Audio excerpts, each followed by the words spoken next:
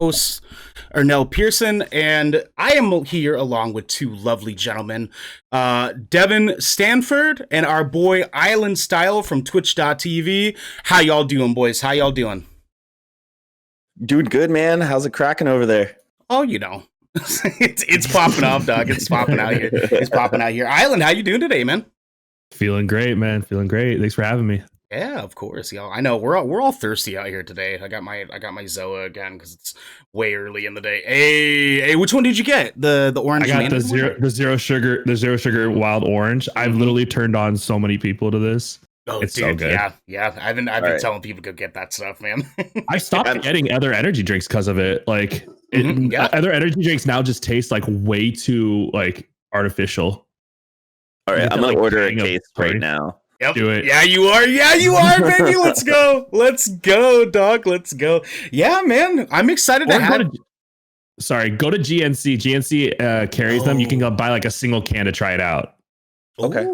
I'll do that instead before I order a pack. Buy a case for sure because we want to promote, but like try out a couple different flavors. Yeah, man. Yeah, for sure. That's exactly what we want to do, actually.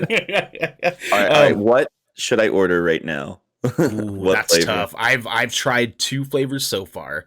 I tried the wild orange is Kraken. Oh, orange, because I tried the Kraken. Original, and I've got the pineapple coconut right now. Don't they have like a blueberry one too? They do. I would say go with the original one just to like get yourself started. That's what I would say. And that's the wild orange. Yeah. No, there's original flavor.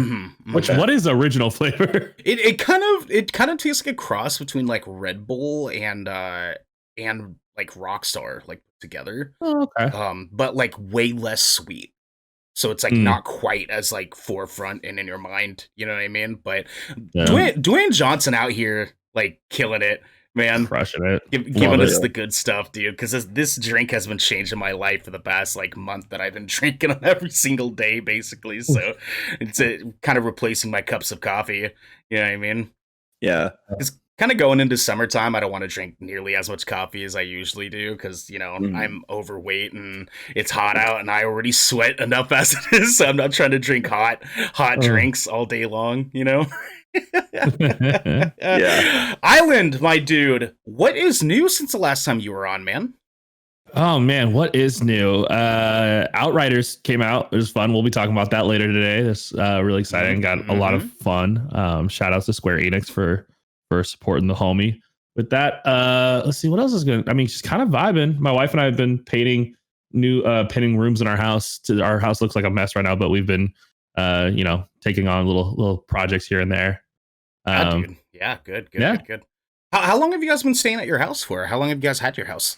We moved into our home in end of September. So we were like, COVID was just kicking our ass. And we were like, why are we living in an apartment in downtown Seattle when we could just buy a house? Like, we're not going out anywhere. Why would we need to be around anyone? So we bought a house actually like 10 minutes from my parents. So it's been nice. Okay. That's way convenient then, dude. I'm sure the parents are pretty happy that you didn't move too far away too, because I know those. They show up unannounced so often. Yeah. Hey, you guys got a grill? Let's barbecue. All right, cool. Yeah. No, my mom never leaves me the fuck alone. That's for damn sure. Because I had this apartment like a year ago, and she would just like always be calling me like, "Hey, when are you gonna show me your apartment? When are you gonna show me your apartment?" It took one time for her to know where I lived, and then she wouldn't stop coming over ever. It was great, man. But our parents love us. They care about us. They just want to make sure that we're living good and our house is clean, and that everything they taught us our entire lives is just going off to the wayside, But, but we're not talking about parents today. We are talking about a lot of stuff, including Sunny giving us something we don't actually want, a woman of color reaching her final form, and Outriders giving everyone a reason to live, because this is the Good Kraken Podcast, a show for marginalized people, giving you every Tuesday and Saturday at 7 p.m. and 1 p.m. respectively, the nerdy video game news and media news that you want to hear. If you like that, please subscribe to us on Twitch. Subscribe to Island, our guest here. We always want to try to support Twitch streamers as much as we possibly can. Check out our YouTube, check out our podcast, check out our Twitters, all that good stuff. We have links in the About Me section of our Twitch channel. Click all those links, support it. Absolutely. Please subscribe to our YouTube channel. We're trying to get a URL, and we can't do that until we've had 100 subscribers. So please go in there, fuck that up for us. That'd be awesome. We're trying to make some big moves out here. So, kind of going into some planner stuff here. Tuesday, we are announcing our newest full-time addition to the Good Kraken podcast. We have a homeboy that's coming in and working on some production stuff for us. It's going to be a great time. Please stop in, hang out with us. We're going to be doing news and like movie talk and stuff as per usual on Tuesday. Next Saturday, we have maybe one or two guests that I'm working with right now to try to get onto the show to talk a little bit about being women of color in the gaming space. So it's going to be a really, really great show next Saturday. Next Thursday, we're going to be doing another Outriders stream to kind of get some more push out there, have some fun. Our last Outriders giveaway that we did on Thursday night had a really great turnout. A lot of people seem to enjoy our gameplay of the game. So we're wanting to kind of get out there and push this game a little bit more. So Square Enix, you are welcome, my friends. Boys, let's talk about some new stuff here. So we have 3 news segments today, and we're going to start off here talking a little bit about the interesting article that Jason Schreier put out, kind of detailing a lot of really interesting topics that I think a lot of people didn't quite think about, and some news that a lot of people just didn't flat out know about. So this is The Last of Us Remake coming for PS5, but at a cost to PlayStation morale. This comes from Owen Good at Polygon. This is a little bit of a lengthy thing, so buckle your seatbelt, guys. We're going in here. So just give me a second. We'll read it off. We'll discuss after. Fans will be happy to hear The Last of Us is getting a remake for PlayStation 5, but some developers inside Sony aren't happy with how that came together or what it means for PlayStation's vaunted first-party development going forward, according to a report Friday morning from Bloomberg. The account by Bloomberg's Jason Schreier describes how Sony's Visual Arts Service Group, a support-oriented studio located in San Diego, took on a PS5 remake for 2014's The Last of Us with approval, but not without much support from above, then saw it handed over to original developer Naughty Dog. The Visual Arts Service Group was then relegated to a support role, as well as assigned to help Naughty Dog complete the delayed Last of Us Part 2 that launched last summer for PlayStation 4. As a result, the group's founder left Sony altogether, Bloomberg reports. Polygon has reached out to a PlayStation representative for additional comment. The company declined to comment on Bloomberg's report, which does not say when The Last of Us's PlayStation 5 remake is expected. Friday's report describes a senior leadership at PlayStation obsessed with big hits, critically as well as commercially. For example, Bloomberg says Sony Bend Studios' pitch for a sequel to 2019's Days Gone was rejected, and part of the studio was told to assist Naughty Dog on 2 other projects, one of them a new Uncharted game. The Oregon studio is now working on a new game of its own, Bloomberg says. Naughty Dog has been a Sony-owned studio for nearly 20 years, helming 2 franchises, Uncharted and The Last of Us, that have generated multiple award-winning titles, as well as television and cinematic adaptations. In one light, deference to a proven hitmaker, especially where its own IP is concerned, is reasonable. But Bloomberg's story notes that the Visual Arts Service Group took the initiative to develop The Last of Us PS5 remake, but only got provisional approval to continue with it and no budget to hire more developers to make it. The report comes on the heels of a major shift at Sony's development arm in Japan. In February, Sony Interactive Entertainment reorganized its Japan Studios team, effectively doing away with the developer and talent behind smaller, more experimental PlayStation games like Ape Escape, Knack, Gravity Rush, and Loco Roco.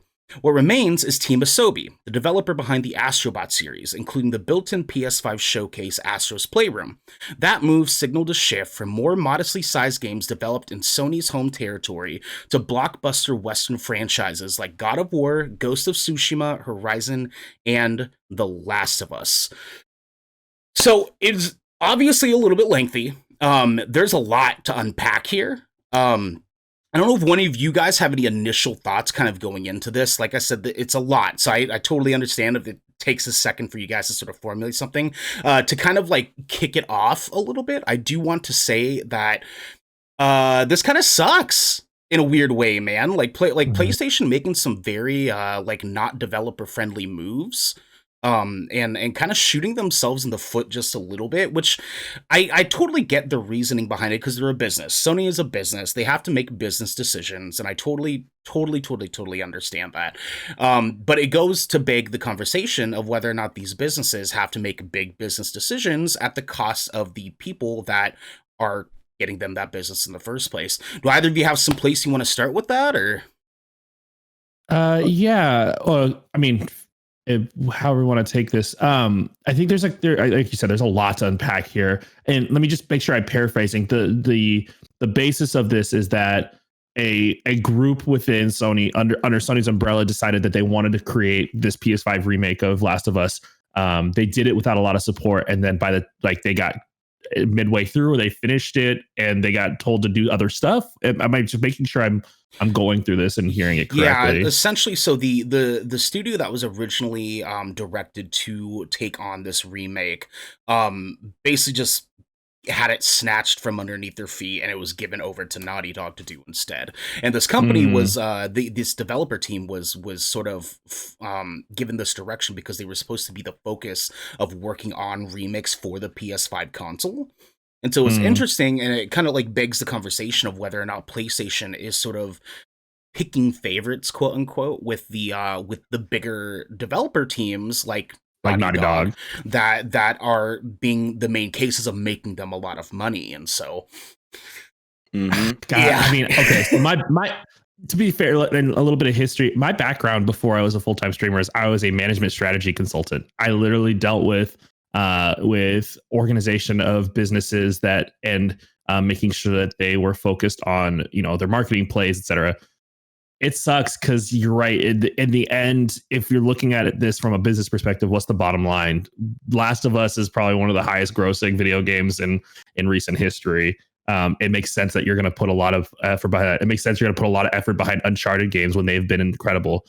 The problem is Ape Escape, Gravity. Those are some fun titles that they're cult followings that you culture. Like, are we in the space to just create revenue, or are we in the space to encourage gamer culture and indies? I used to be a huge AAA hoe, for lack of a better term. Like, I love AAA titles. I didn't play indies. I didn't try anything outside the box. And there's so many games that are just so good that don't have that AAA like, not that they have the AAA polish, but they're just not that style. Like, they're not big, grand 45-hour campaigns with a huge multiplayer, whatever. They're stories. Video games are about stories. They're about experiences. They're about like all these things. And so deciding to throw your weight behind, we're just going to only produce these huge blockbuster games. That sucks. It's a shift away from, a gaming culture that allows for many different pockets of fandoms and friendships built on smaller games and things like that. So that's my initial thought. Yeah, absolutely. Devin, did you have anything on that, or? Yeah, actually, it's really disappointing to see him go this route, and they've kind of been doing it. I think over the last year, you've definitely seen the shift of how they've just been wanting to generate revenue out of their product, and it hasn't been as art focused as they usually have been. Like, Sony used to be a huge proponent of indie developers. They, used to come out with thousands and thousands of different games every year and publish them and make them available to everybody. And it's really disappointing to see them even not let them do a sequel to Days Gone as well. Like, yeah. I like that game personally. I thought it was a fun game. It was a good game. It's not like it was some crazy out there blockbuster experience, but it was good. And I supported it because it was a local studio to our home state as well. Yep. So it's I like Uncharted. I like The Last of Us. But I want to see more art that people are really passionate about instead of being forced to work on a said project. Right. Personally. And I definitely agree. I'm kind of in the spot where I'm like, were any of us asking for a Last of Us remake? I don't think any of us were asking for that. You know what I mean? I mean, maybe a port, like remaking the whole thing. To be fair, I actually haven't played Last of Us. I played a little bit of it, but I haven't played through it, and as someone who just got a PS5, didn't have a PS4, I'm kind of excited to play it for the first time and utilize the graphics. But For sure. you talk about look at companies like Nintendo, who is porting their games, but also Nintendo has been encouraging indies in the last 5-10 years. The amount of indies that they do whole showcases on just indie games on their platform, and allowing studios to create. You may have different feelings about Nintendo as a company and the way that they protect their IPs and things like that, but they're showcasing why there's still a power, there's still a huge power. It's not just Sony, Xbox. People play, I know people play their Switches more than they play their other consoles now, because of so the game, the quality and the quantity of games they have. Oh yeah, I mean, absolutely. There's also ID at Xbox. They've been doing a huge push on indie titles too. Yeah. I mean, we just had a showcase 2 weeks ago, and they did over 60 games on that showcase, all brand new too. Awesome too. Yeah. Well, I mean, like a port, I can definitely understand, because like a port, it's for people like you, Kai, who have a new console that want to get a chance to experience the original game. But if they're talking like a remake, it's like, that's how right? Like they're investing a lot of money into something that I just don't feel like people were needing right away. Although on the other hand too, I also understand like the necessary like move for them to make a remake for Last of Us 1 to potentially package with a PS5 re-release of The Last of Us Part 2, so that they can do sort of like a double header with those two games. And so again, business decisions are business decisions, but it's like, can we also talk about how Last of Us came out in 2014? It's almost been 10 years since that game came out. Can you that feels weird. It does and feel like that kind of does beg, like, at what point is doing a remake, has it been enough time before you remake something to try and recapture that? It's kind of like, for me, it's like I kind of liken it to, remember the whole thing that happened in the movie theaters where like Avengers came out and they kept releasing it in theaters to try and take the #1 spot from Avatar, and they kept pushing it in they kept like it came out of theaters and then they put it back in theaters just so they could claim the title. At what point are you just trying to milk a game for like the nostalgia factor of it versus like, hey, like this is actually something that a new generation or a new group of people can experience? Like, some people I know, I have there was a foreign exchange student my parents took in who Last of Us is his like diehard best favorite game of all time. I can see him enjoying this, but I don't know. People have there's so many other titles out there, and why would you continue to play the same game, especially a narrative based game that doesn't really have multiplayer? Yeah, right. Well, the first one did, but as far as I know, like the focus for The Last of Us Part 2 and like what I remember them saying going forward is that they're not going to be focusing on multiplayer nearly as much as they did when coming out with like those couple of Uncharted games and The Last of Us 1 and so on and so forth. So I'm not exactly sure if they're like going to be pushing towards that again. Yeah. Gotcha. On that subject of Last of Us 2, with them doing a remake, they remastered it for PS4 as well. So it originally came out on PS3. They already remastered it and put it out on PS4. Now they're going to do. Now they're remaking it. Yeah.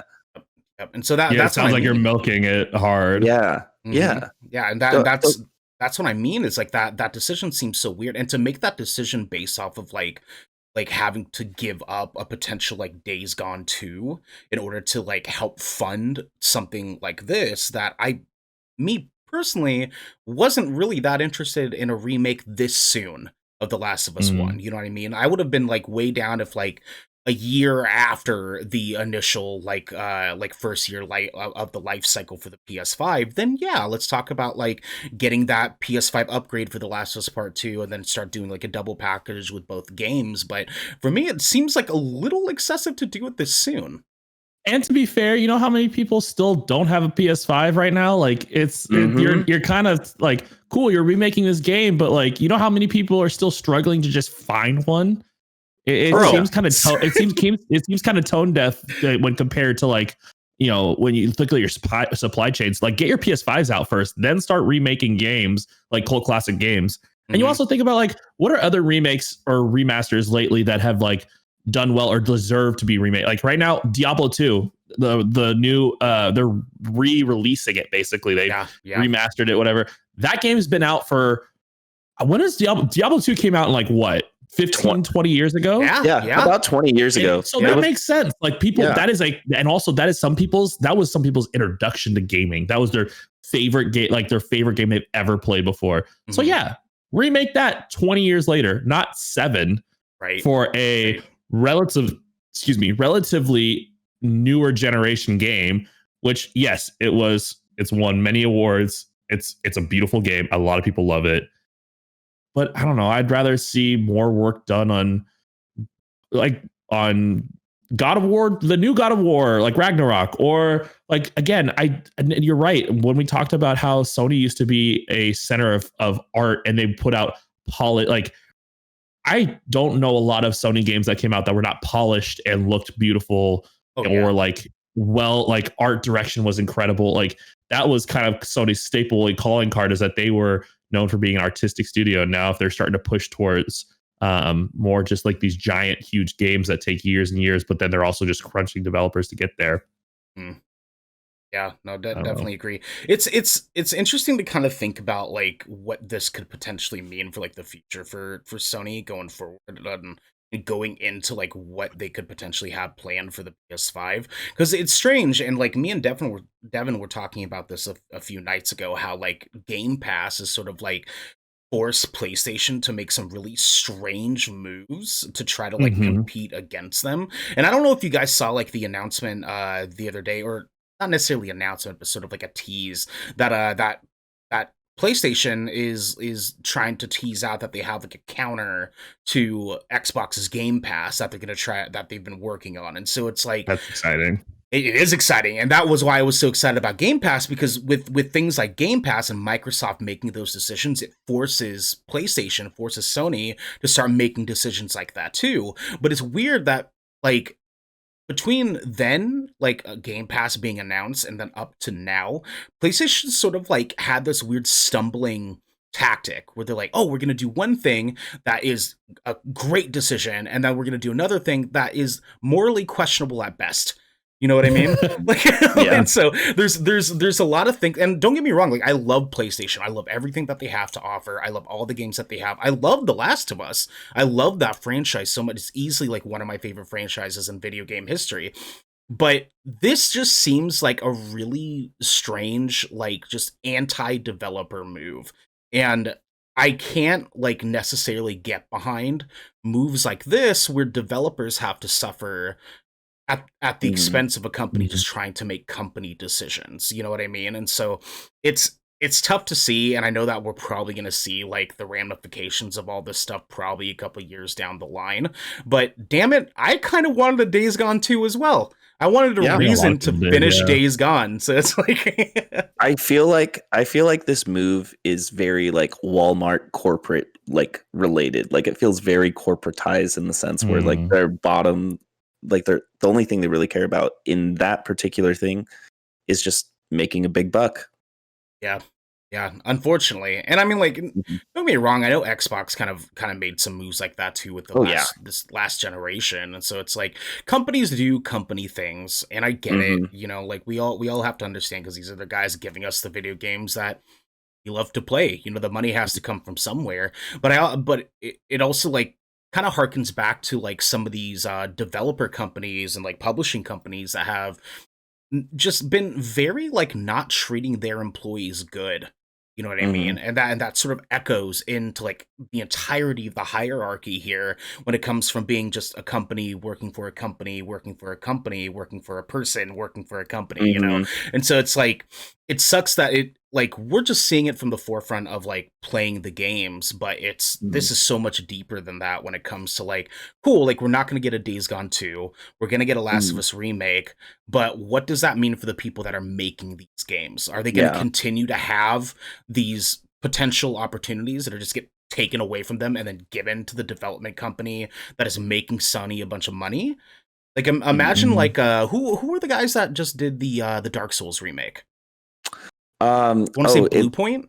Yeah, it was Blue Point. They also did Halo Anniversary and Halo 2 as well, I'm pretty sure. Yeah. And so these guys are doing a really knock-up job, obviously, of making remakes that are markedly wonderful, markedly beloved. But imagine if like they like had a game that they had an opportunity to remake, and then the companies just say, nope, we're going to give this to Cory Barlog and his team at Sony Santa Monica so that they can remake it because they make us more money with God of War.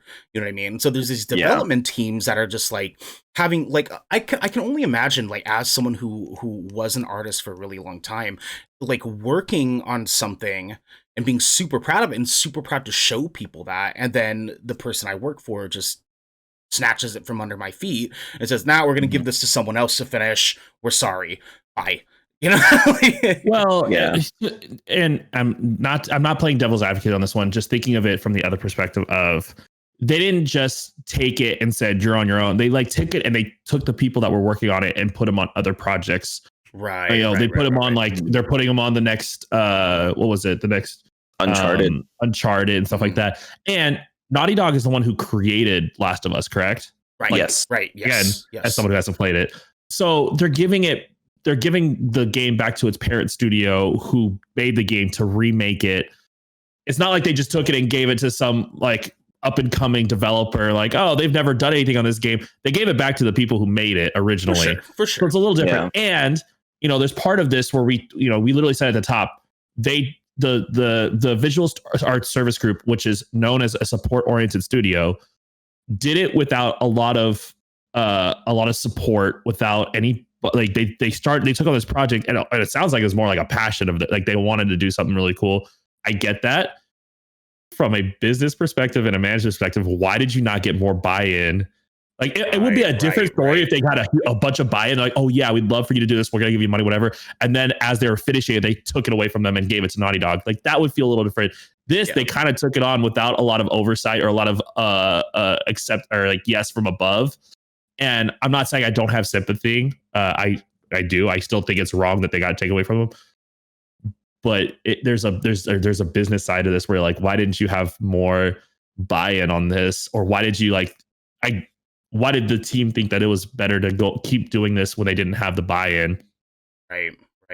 Devin, I saw you kind of look like you were about to pop in there for a second. Do you have something you wanted to add? Or? Oh, no. We got some friends in chat here. Just saying hi to them real quick. Oh, yeah, for sure. What's happening, guys? What's happening? What's happening, chat? I hope you guys are doing good today. So let's go ahead. I think we kind of put the nails on that coffin there. I feel like, you know, we're all on an agreement that, you know, it's going to be interesting to see like the ramifications of PlayStation making moves like this in the future. So it's like, and I mean, you know what, if we get a Last of Us remake, I'm going to play it.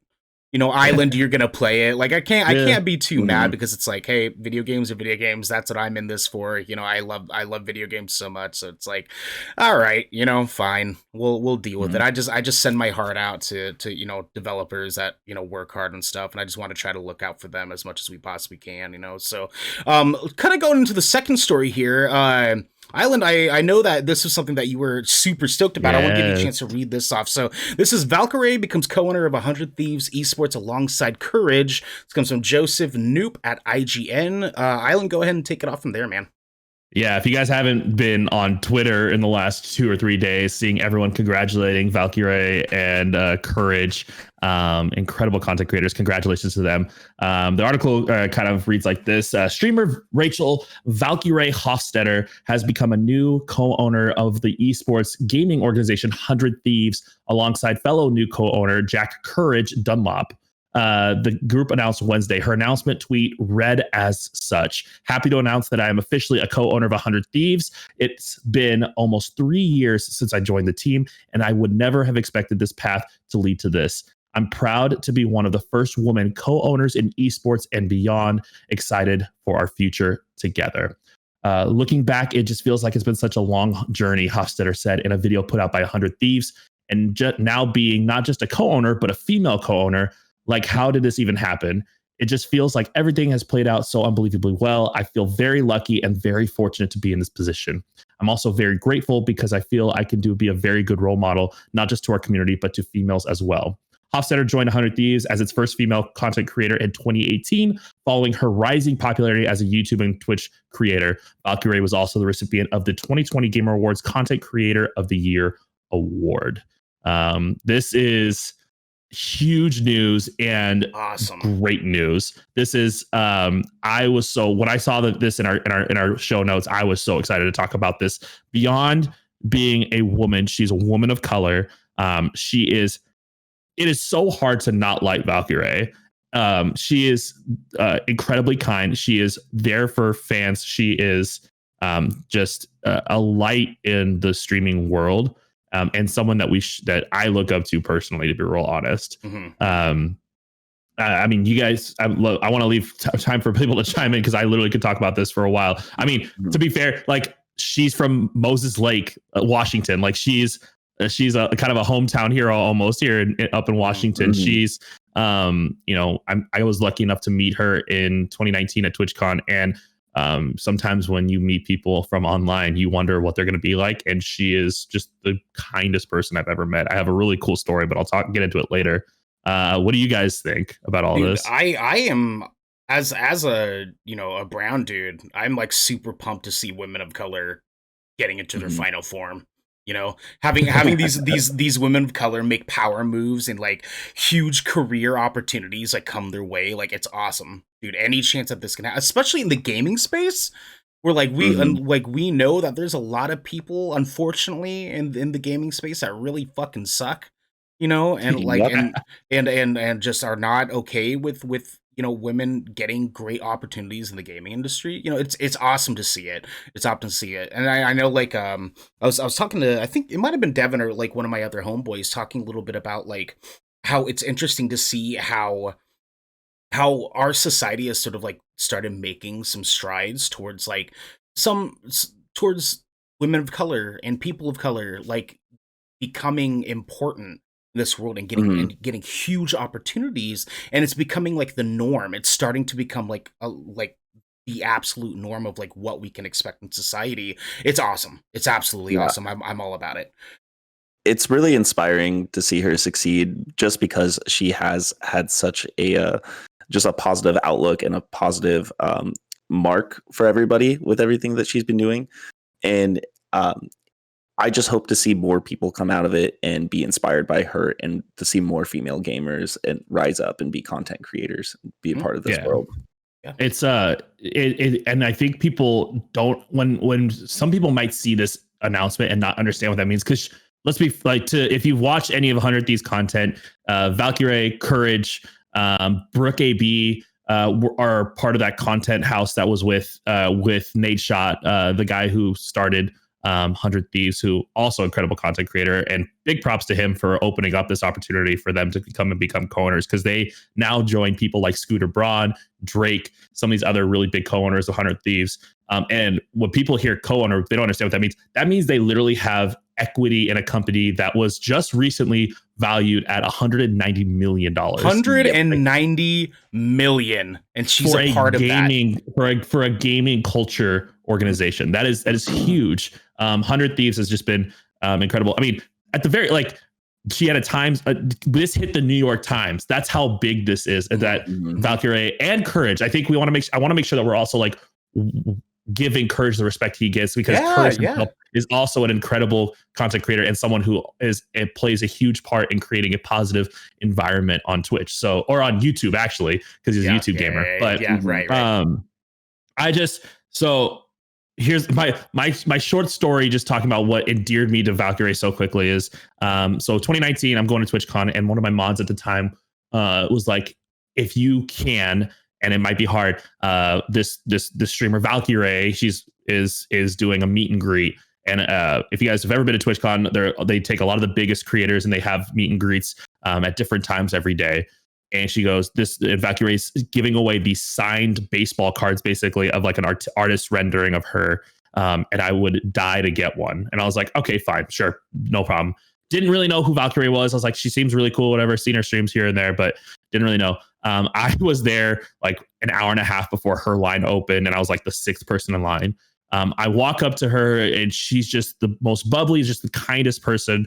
And I tell her the story. I'm like, hey, like, I know it's so nice to meet you. I've seen a couple of your streams, but my mod just loves you. And she like proceeded to immediately ask like everything about my mod. She asks for my phone, and I give it her, and she records a video of herself saying hi to my mod and like saying, we miss you, we wish you were here, but this is for you. And then proceeds to sign a card. And then she goes, are you sending this to her? And I said, yeah. She goes, do you want one? And I said, that would be awesome. And proceeded to sign another card when there's like a very limited amount of these things. So she just like beyond just generous and kind. And that's the kind of energy we need to see. And to see someone like she's Filipino, beyond just being a person of color, for me and or now, like we're island boys. Like it's nice to see like we're Filipino as well. Like it's cool to see more Pinoy people taking positions of power, and not just positions of power, but like visible positions of power. Like she and Courage now have this, they have a position to be able to do a lot of good. And literally since that started, like when they were announced, I think wasn't talked about a lot.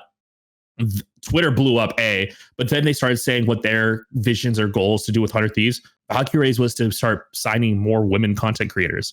Like her platform now allows her to go out and do even more good for more women content creators, get them on the forefront, more people of color.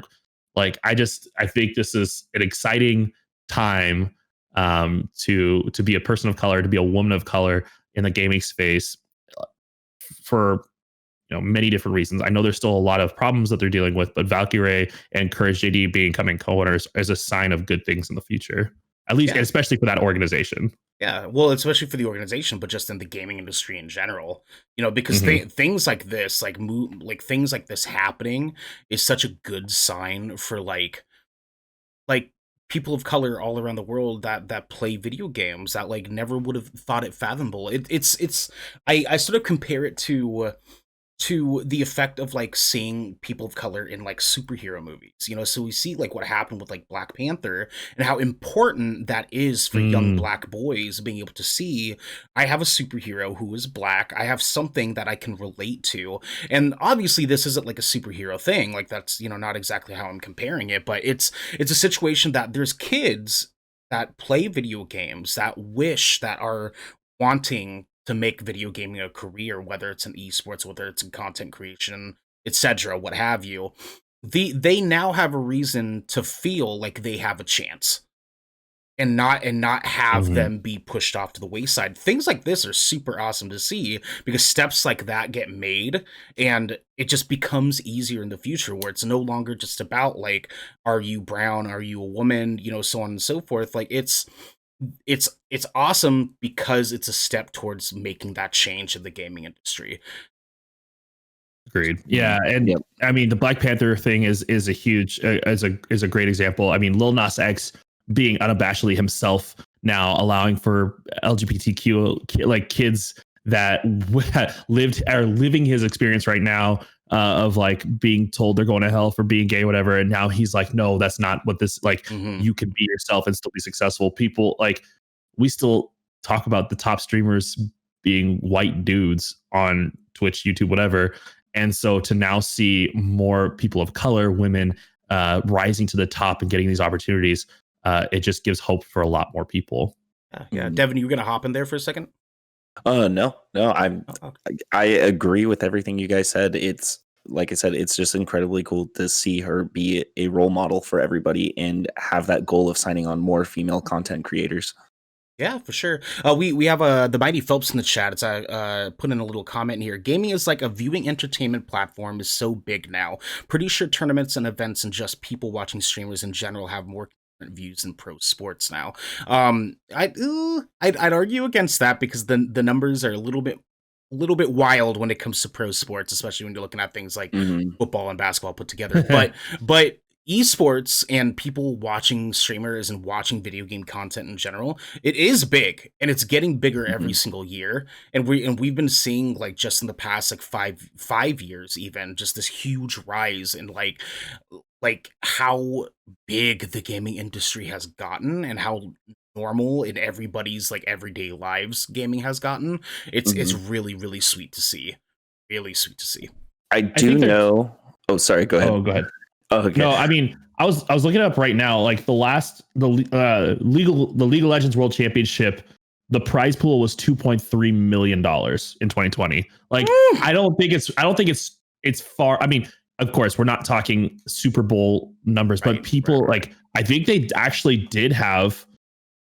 I mean, concurrent viewership, I think we'd have to go look at the data for it. But I thought there were some reports talking about how the League of Legends Championship this last year brought in more concurrent viewers than the MLB World Series, the FIFA, the World Cup. Like, it actually, like, I don't think that they're super far off in terms of concurrent viewership on live streaming platforms and at these major tournaments, etc., to regular sports.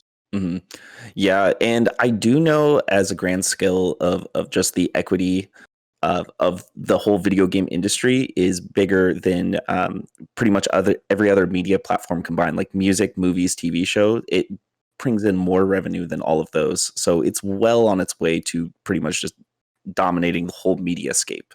And just being mainstream media too, not just being like ESPN has the Overwatch, like the Overwatch League is broadcast on TV now. Like, we're getting to a place where these gaming events and these gaming tournaments, etc., it's not just going to be just Twitch. It's going to be on cable news. Like, you're going to turn on CBS and it's going to be a CS:GO tournament, you know? Oh no. Don't open the chat on live TV though. Yeah. Island said yikes. Oh no. All right, well, yeah, it's exciting to see. It's exciting to see like where that could turn into, especially with, you know, doing what we do, you know, in comparison. So congratulations to Valkyrae, congratulations to Courage. Those two are definitely worthy of Thor's hammer. So yes, give them a hand. Absolutely, guys, absolutely. It's awesome for them. It's good to see. And I hope they make those big moves the next couple of years, and we'll definitely be seeing that too for sure. Devin, you want to take on this next news story for us? Yeah, absolutely. So Shang-Chi toys reveal plot lines and family ties. This is from Cooper Hood at Screen Rant. Leaked toys for Shang-Chi and the Legend of the Ten Rings reveal new plot details and family ties to the Master of Kung Fu. The first decade of the Marvel Cinematic Universe was fairly criticized for the lack of diversity among leading superheroes, and the introduction of Shang-Chi is one of many ways that Marvel Studios is attempting to avoid similar criticisms in Phase 4. Shang-Chi and the Legend of the Ten Rings is the first MCU movie to be led by an Asian superhero, feature a I am word vomiting, an Asian cast and directed by an Asian director. There's a lot of excitement for Shang-Chi and the Legend of the Ten Rings within the Marvel fandom. The film is expected to lean heavily into martial arts and will also feature a debut of the MCU's real Mandarin. The legendary actor Tony Leung, am I saying that right? I think it's Lung. Yeah, Lung. Tony Leung. Sorry about that. Plays the villainous Ten Rings leader opposite Simu Liu's new Marvel hero. Although the movie was originally supposed to be out by now, it has been delayed multiple times due to the ongoing COVID-19 pandemic. This has left Marvel in a position where it could keep official details on the cast, characters, and plot to a minimum. With the film's release date growing closer, toy leaks continue to be the best source of information right now. So yeah, I mean, this is very needed, you know, Shang-Chi coming out here. I haven't looked at the toys really myself. I was just kind of looking I was thinking about like posting them on here, but I also am like very much against like spoilers for anything that is not like reasonably within like a time frame for people to experience. I didn't want to post up a picture of them. What I can say is that it's a lot. It's like maybe 15, 20 toys of the various different characters that are supposed to be in the Shang-Chi movie. All of them Chinese characters. And so it's awesome to see, and I'm sure that's kind of like where you were going with it too. Is like, this is one, I'm super stoked on Shang-Chi in general, just because I'm stoked to see a fucking Asian character in the Avengers, man. It's gonna be dope. Yeah. I'm super stoked on that. I'm just seeing in chat here real quick. Phelps just wanted to say his lunch is over and he loves us, but we love you too, man. We love you too, Phelps. Thank you, Phelps. Yeah, no, yeah, I'm excited. I mean, I'm just a nerd for anything MCU. I like every single movie. I like how they've been exploring everything finally instead of just being 5 white guy superheroes. We got Falcon Winter Soldier. Yeah, I'm just really glad that they're going about this the right way and not whitewashing the whole thing, because it is a predominantly Asian characters in pretty much every comic anyways. Yeah. And we're probably going to have Scarlett Johansson in there somewhere. Yeah, probably. What are you talking about? Sorry for anyone who hasn't watched Endgame, but she did. Like, right, but I more so mean Scarlett Johansson playing as a Chinese character. The shell. Okay. I wonder, like, not to draw comparisons, but like Crazy Rich Asians, what it did for bringing Asian culture to the forefront of like modern cinema. Like the MCU has become just one of the biggest powerhouses in theater going and movie history. So the idea that we're going to bring a predominantly Asian cast, an Asian lead, an Asian villain, an Asian director to something that is so unanimously loved by comic book fans, loved by lay people who don't know comic books, but they just enjoy action movies, and they've been indoctrinated into this like superhero universe. It's exciting. I mean, Tony Leung being the man, like actually getting a real Mandarin and not having that bullshit they had in Iron Man 3. I know, Ben Kingsley. Yeah, I was going to bring that up. Kingsley to death. Love that man. Right. What a cuck that was, hearing that was going to be that the Mandarin was going to be in Iron Man 3, and then it ended up not being what we thought it was. Like that was almost offensive at a certain point. Yeah, but I think we're also kind of getting the main point of this is that someone leaked these toys and talking about main plot points, and this isn't the first time this has happened in I think Marvel history, right? This has happened in it's happened in another Marvel movie too, didn't they? Where they like released, I think it was like Captain America. Yeah, wasn't it Winter Soldier? And they released like some toys that actually like gave away plot points too early or something like that.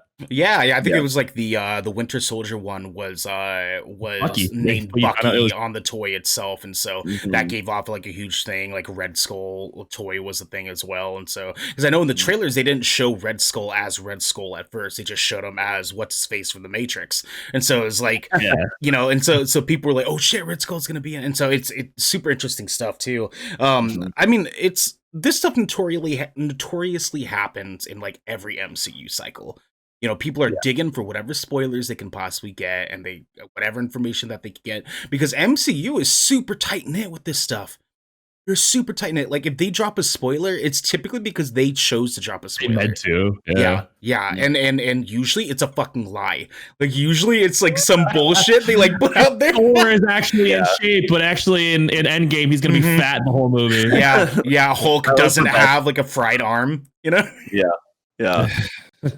No, that was literally like the best thing ever, is just seeing Thor and just fat. Just fat. Did you see Vader's like just in Hulk mode the whole time, and like that was just, it was so interesting. What you say, Devin? That, what was it, the Xbox commercial where they had Falcon on there, and they had that guy where it was like kind of set up in a GameStop where they were playing games together. I haven't seen that. That guy with the long hair was Noob Master 69 from Endgame. Yeah. Oh no fucking way! They talked at length about how important, like how cool it was that they like even in their promotional materials for shows way beyond the Endgame, they brought in like cool tie-ins like that. Oh damn! I can't believe I missed that. Everything is connected. They do a good job of that. I don't know. I'm excited for the MCU's second. Like now that the end game is done, and now we're starting to move on to this next series of movies. Like the new Spider-Man movie is going to be incredible. Doctor Strange 2 is going to be awesome. Yeah. Falcon and Winter Soldier and WandaVision are like, they've created like a new style of entertainment. They darker tone. Well, they basically made three movies and released them as episodes in a TV show, and they have all of the qualities, all of the high end like production value of the regular movies, but they're releasing them as a 9-part and a 6-part television show. Like that's insane. and they're building this universe that is going to be. I'm excited to see what happens. Like, are they going to do another team up? Are they going to do a new Avengers? Are they going to like? What is the plan here? I think it's Young Avengers. I think they're doing Young Avengers because Wanda's kids are actually part of the Young Avengers, and then they also are introducing Patriot, from what I understand. Well, yeah. So Isaiah's son from the kid that was at the front door when Falcon and Winter Soldier go to talk to the Black Captain America. His son. Sorry, if you guys haven't watched it, by the way. Oops. Yeah, sorry guys. my bad. But I know we're gonna be doing like a Falcon and Winter Soldier stuff later on, but you see that they're doing Miss Marvel as well, right? They're doing a TV show for that too. It's exciting too. Talk about like exciting for brown or Arab people, Muslim people that have a superhero or superheroess that will I mean, good on Marvel for continuing to start pushing deeper into comic book lore and not just white comic book lore, but like I think Stanley would be proud to see that he's having his characters represented well, and not just his white characters, but his people, his POC and with female characters. Yeah, his whole thing, if I remember, Stan Lee's whole thing is he just wanted everybody to be united, and that was the whole point of the MCU to him. And it's really cool seeing it all being realized finally. Yeah, and just like Island was saying, it's just the power that the MCU holds. You know, they're much more than just this media company. They're much more than just this media property. Like there's such a deep rooted thing here that the MCU has over all of us. I mean, like every time that we ever talk about MCU stuff, we get into these kind of conversations like, God, I'm so fucking excited, this is so awesome. Like, you know, I've yet to hear too many people have anything but positive, wonderful things to say, because the MCU has changed a lot of people's lives, you know. You can have your opinions on like which movies are good and things like that, but they're uniquely situated in this position in the entertainment world to tell stories to more than just comic book people now, but to the rest of the world, to my parents who have never read a comic book in their lives, but they love the Marvel movies, and they can now hear the stories, the stories of Black excellence, of the Muslim experience, of the Asian experience, these different places where we're now allowed to introduce to people that may not get their culture from anything but their movies, to now see these stories that they may not have heard other ways. Yeah. And especially with, these heroes, these characters that they bring to these movies, they're role models to kids. You see kids wearing the t-shirts, wearing the costumes, getting the toys, and just that it ties in with what they want to be, And they're picking people that are well suited. Like they're picking people that are larger life. When Chadwick Boseman passed away, R.I.P. to the King. Yeah. Like, the amount of photos of young Black kids, like kids who understood that this man changed their future. Like, and like you think about it, like he gave them someone to embody, someone to exemplify, someone to look up to. They chose something beautiful. They chose to tell a story that allowed for these young Black kids to see that there's greatness out there for them. They don't have to be relegated to what other people think of them based on their skin tone, but they're allowed to be kings. They're allowed to be princes. They're allowed to be just these, like just creating these incredible role models. And I think that is something so powerful, and it's something that if Marvel can continue to do that effectively and well, they're going to change a lot of lives. Yeah, you hit the nail right on the head. That's exactly what I was going to get into next. That's literally perfect. Like it's incredibly inspiring, and I'm here for it. I want to see more of it, and I can't wait to be talking about this pretty much every time they come out with a movie now. I also want to talk about too, real quick, how like super fucking stoked I am to see the choreography that we're gonna get in Shang-Chi, because them talking about like putting it very focused on like the martial arts stuff. I am like way hyped on that, dog. Way hyped on that. I think I've heard, my reports that I've heard of it is that it's going to be like almost a Shaolin movie. Like it's going to be like what you see when you watch like Crouching Tiger, Hidden Dragon, or when you watched Hero, or any of the Jet Li movie. Like that level of hyper intense, a beautiful fluid choreography where it's not just like a Marvel action, everything's blowing up, but these guys are fighting in traditional wushu art styles or wushu martial art styles. Look, God, I've seen what you've done for other people. I need I need to see this so bad. I cannot wait for this movie to come out, man. I cannot wait for this movie to come out. What are you looking up, Devin? You looking up something? Yeah, I'm actually looking up who is doing the choreography right now for Shang-Chi. Oh, yes, please hit us.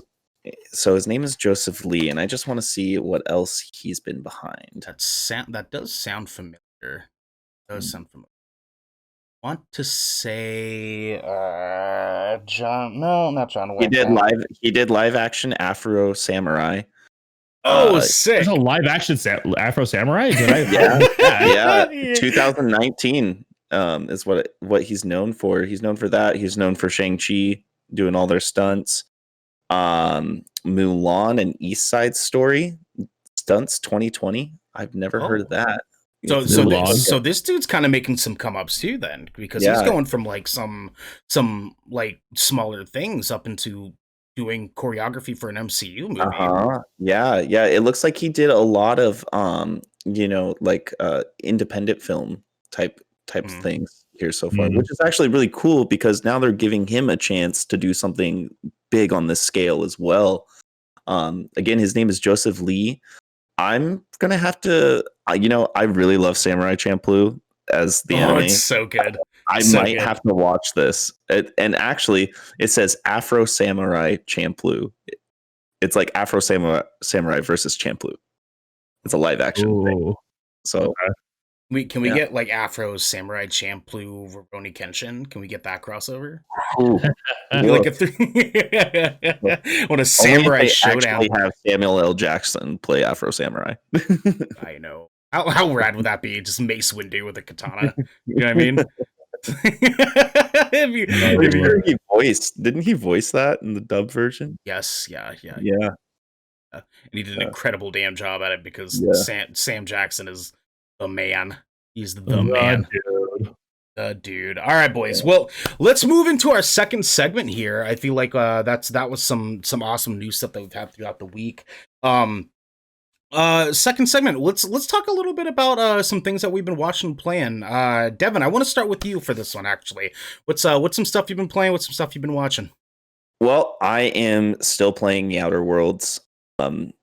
Ever since they did that 4K FPS boost on console, I'm still pulled into that. I probably put another 3 hours into it this week, and I'm just exploring one of those planets, Monarch, right now. I just want to talk about how the gunplay is actually so good in that game. The mods that you can do on the different kind of like ammo types that you can use, it's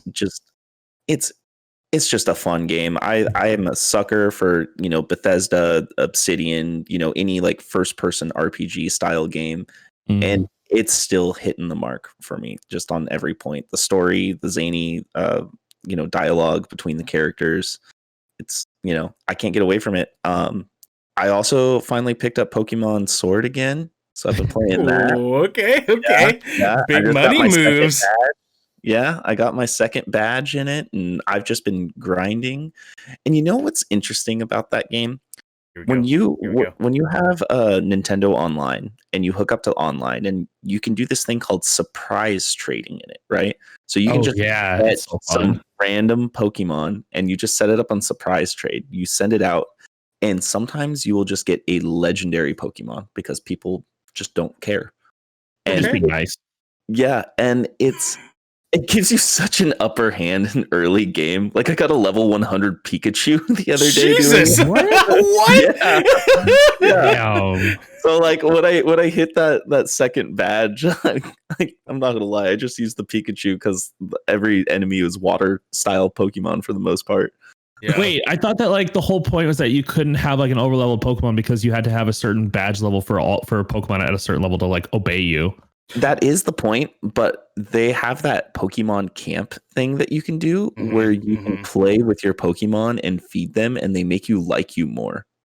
So like even if you're like technically too low of a badge level to like command them, they will listen to you because they like you. Yep. How many hours did you spend in that Pokemon camp getting that Pikachu? Hey, you are way out of my league. Please listen to me. Let's just say on some nights it's just like it's my I lay in bed and I play my Switch before I go to sleep, and it's really easy to do that. let's just say Pikachu actually listens now. Let's just say that. It's my own awesome story, okay? Oh my god, man! Oh my god, have you been watching anything? So I recently got Apple TV and I started watching The Servant here this last week. I'm on episode 4. It's an M. Night Shyamalan series, and it is very twisty. It's if you like spooky thriller stuff and just things that make you question really what's going on. I'm not going to give too much away about it. I just recommend, if you like thrillers, if you like weird movies like The Village or anything like that, just go watch a trailer. Each episode's only about 30 minutes long. The first episode pulled me in right away. It has a lot to do with grief. It has a lot to do with questioning religion in general. I highly recommend it. Still watching Black Clover. Episode 150 right now. That's where I'm at. Hell yeah, dude. Hell yeah. Island, what about you, man? What you been playing that isn't Outriders? You know what I mean?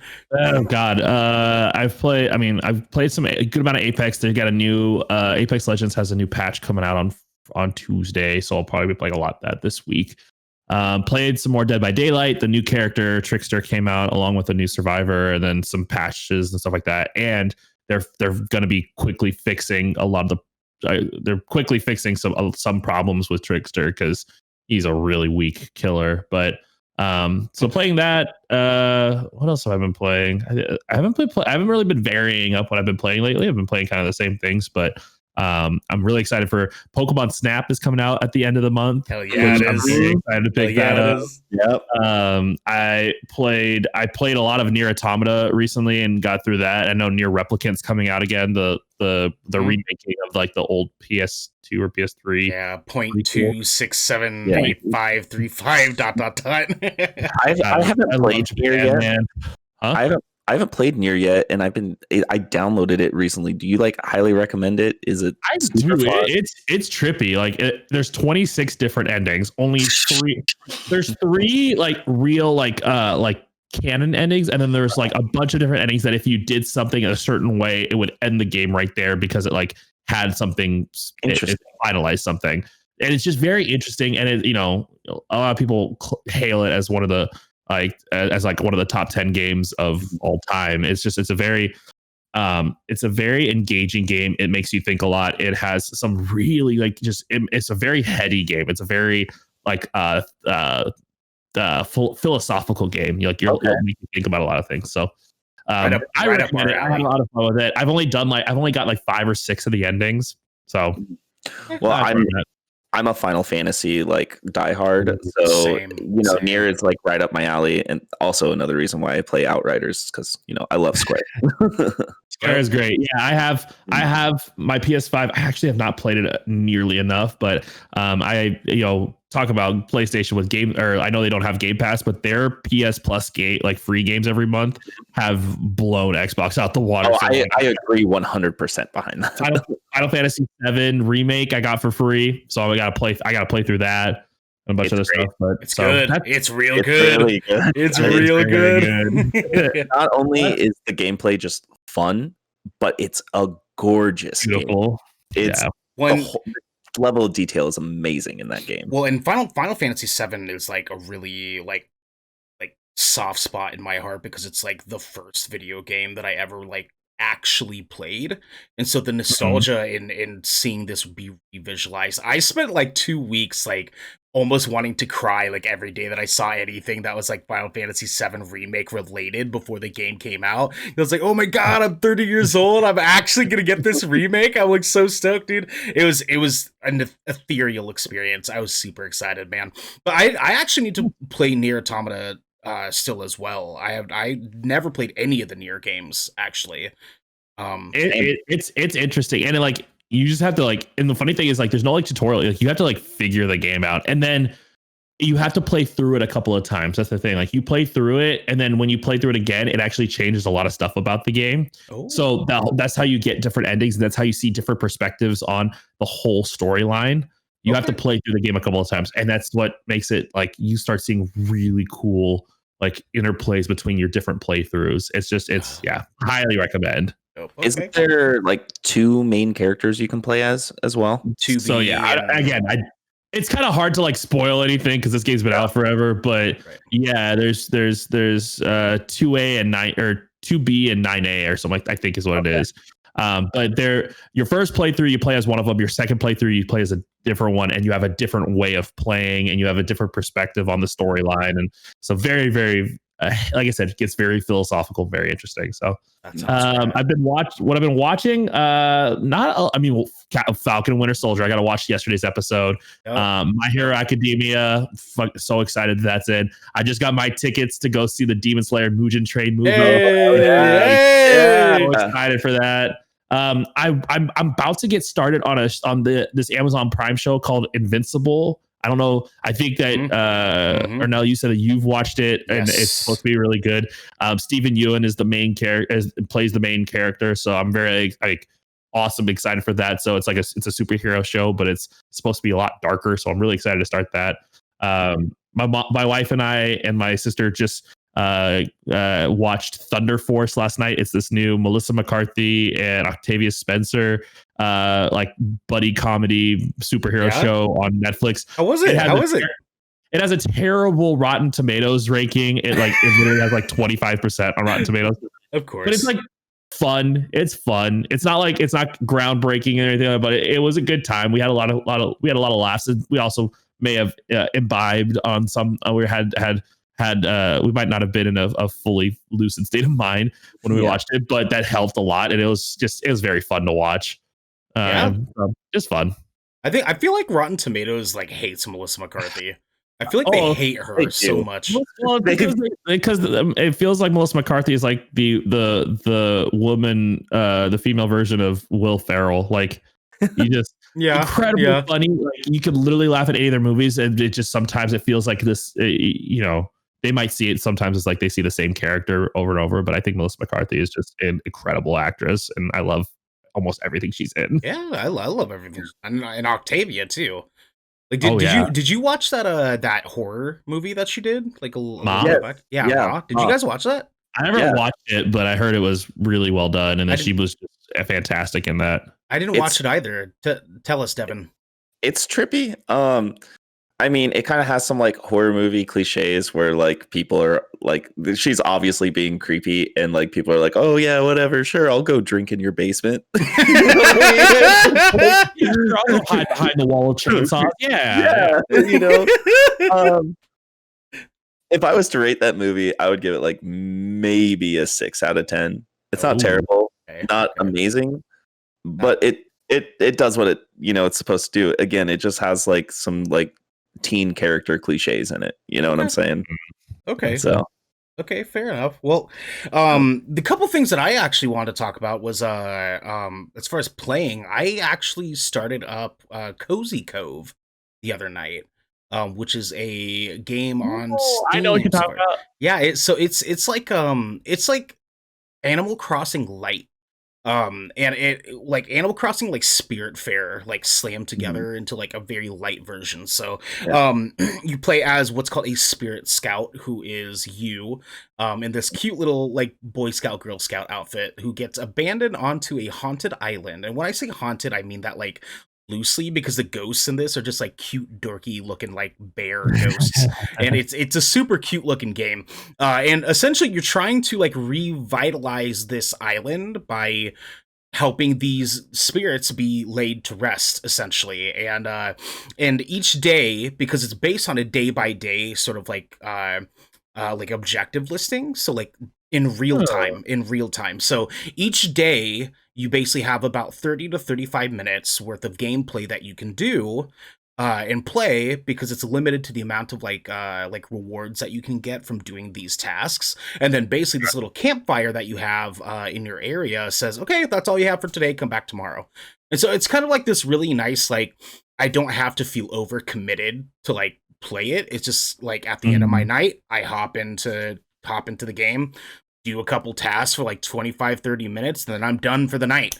And then tomorrow I'll do the exact same thing, you know? Like it's a really easy it's a really easy, like, not demanding game, which I kind of felt like I wanted to have for like sort of my downtime in between like watching movies and playing Outriders and stuff like that. And so it's been nice. I think it's really cute looking. It's really fun. It's only like it's on sale on Steam right now for like $13.50 or something like that. It's a super cheap game, but it's just not. It kind of has like the chibi, brighter art style of like Don't Starve. Yeah, and it's like hand drawn art, and so it looks really really dope. The character art's really cute. Like it's got a lot of things that I really enjoy about it without being too much. You know, like it's not a $60 game. It doesn't play like a $60 game. It definitely plays like a $20 game, which is totally fine. You know. Yeah. This is really gonna reveal my dweebness, but it looks like Maple Story. Yeah,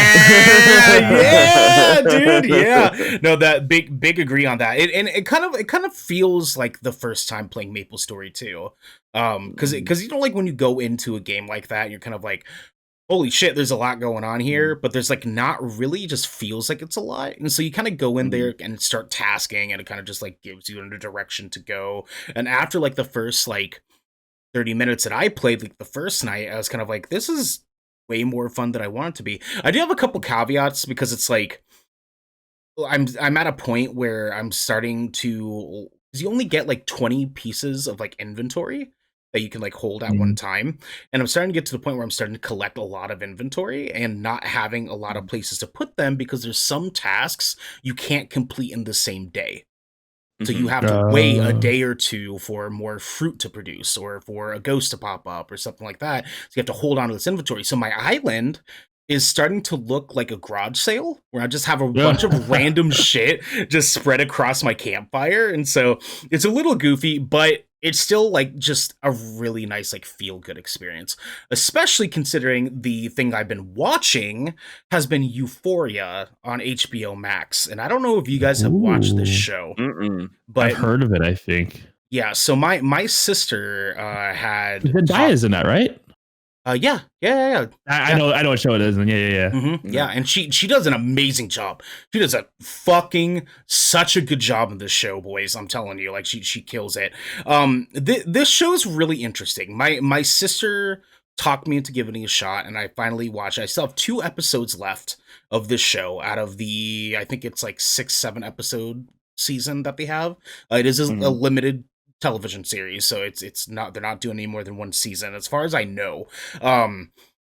It's got some things that I feel like are really interesting. It's got some things that I feel are really problematic because there's a lot of themes and a lot of things that happen in this show that I'm very kind of like, I don't know if that's like something they should be doing as far as like a show that's talking about like teenagers in high school.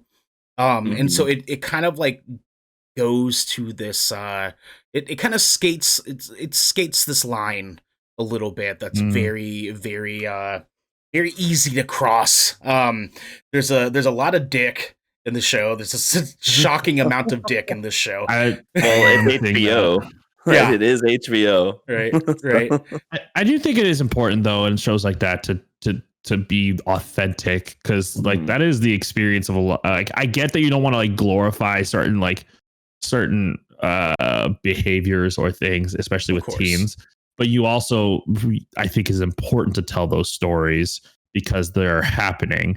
You know, right now there's a lot of discourse. I don't know if you guys heard of They or Them. Yeah, so have you been hearing about what's going on with that? My partner is actually wanting to try to watch it, but I've been reading some stuff that I'm like, I don't know, because some of the things I'm reading is like, oh shit.